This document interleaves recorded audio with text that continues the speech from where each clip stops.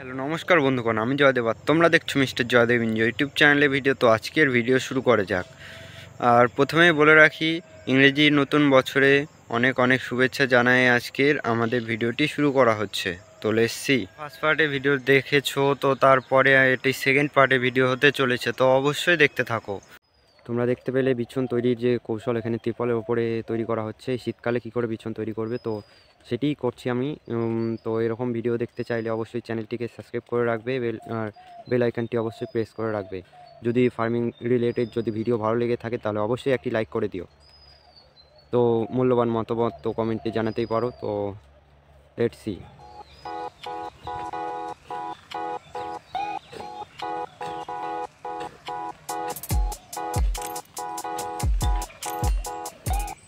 পুনরায় আগের মতন যে মাটির চালা সেটি হচ্ছে।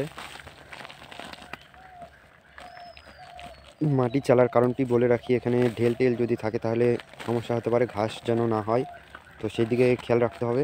তো সেই জন্য মাটি চেলে দেওয়া হচ্ছে এখানে। তো দেখতে থাকো অবশ্যই।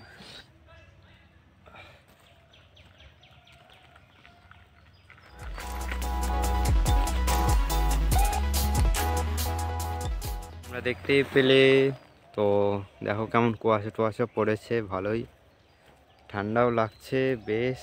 তো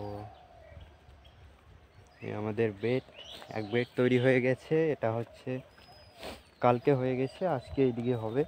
তো দেখো এখানে শিশির টিশির জমে আছে।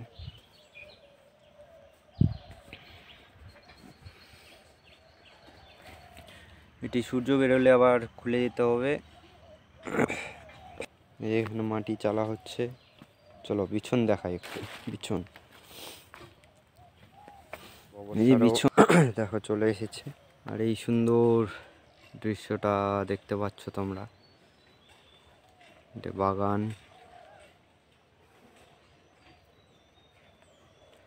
দূর দূরে কিচ্ছু দেখা যাচ্ছে না, এত কুয়াশা। তো তোমরা দেখতে পেলে, এরপর তিরপল বিছানো হয়ে গেল। এর উপরে হালকা করে মাটি দিয়ে তার উপরে গোবর সার দিতে হবে।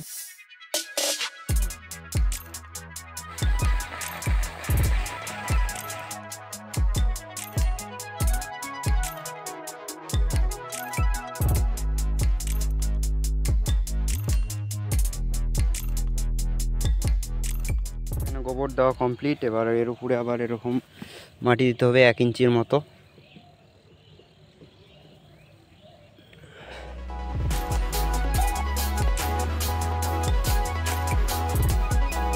দেখে নাও,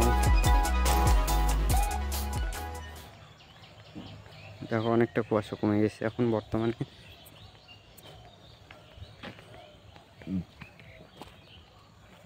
এটা দেখো, দেখতে পাচ্ছ মাটিতে ঢাকা পড়ে আছে ধান।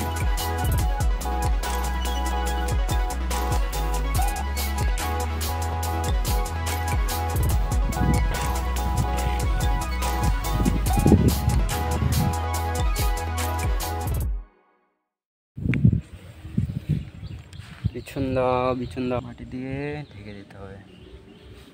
মোটামুটি ঢাকা হয়ে গেছে। দেখো আমি জল দিচ্ছি বর্তমানে।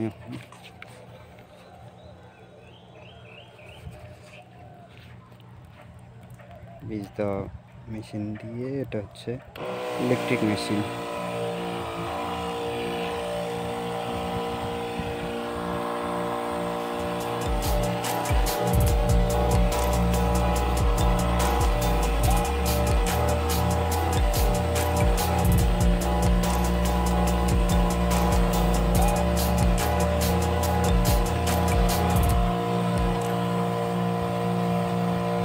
আমরা তিরপলের ওপরে বিছন তৈরি করার নিয়মটি দেখলে, তো